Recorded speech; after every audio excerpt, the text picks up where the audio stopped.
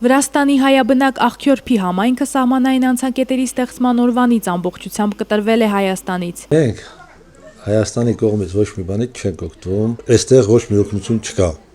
Առաջ մենք ճանապարհ ունեինք, մեզ համար հարմար էր Հայաստանի հետ կապ ունենալու,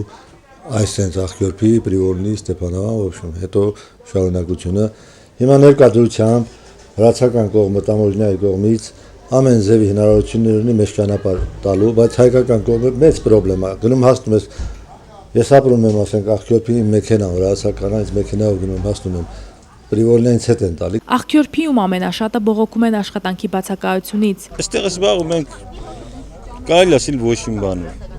Այնքան տեղ չունենք, եթե հարմար մի հատ տեղ ունենանք, հարմար մեկը ունենանք, կանչի, գնանք մի հատ դուրս կգանք գյուղից,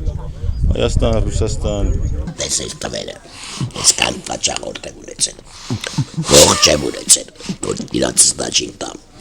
գրել եմ միցիա գնացել են տները, ես տապնեցի, չապրեցի,